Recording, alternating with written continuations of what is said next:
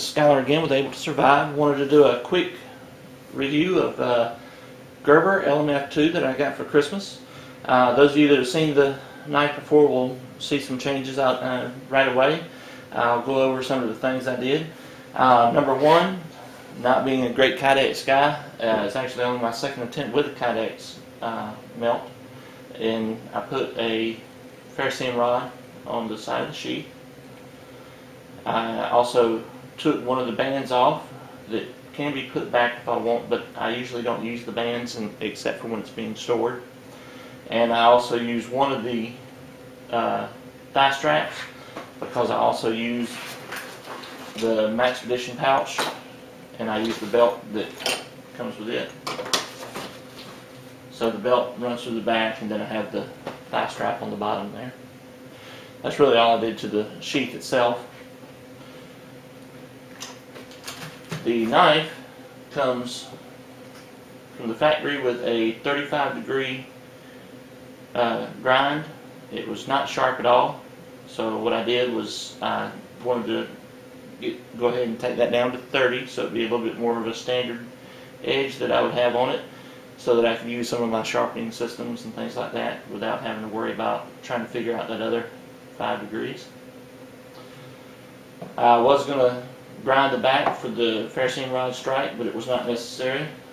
I'll show you. It actually rose spark pretty good.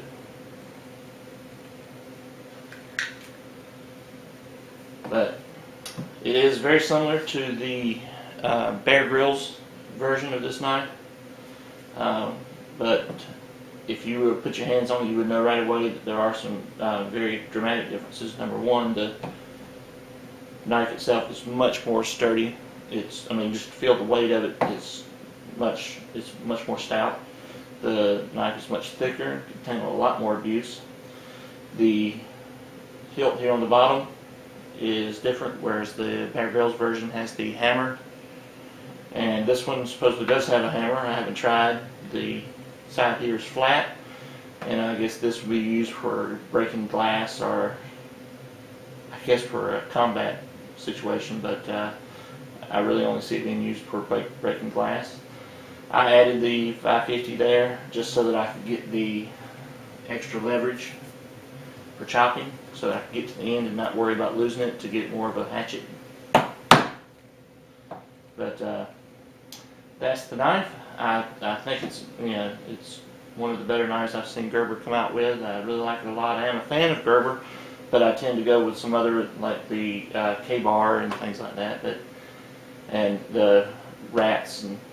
But this is, for the money, this is a great knife. I have no idea what they go for. Like I said, this was a Christmas present, but it is a wonderful knife, and I recommend it to anybody. Anyway,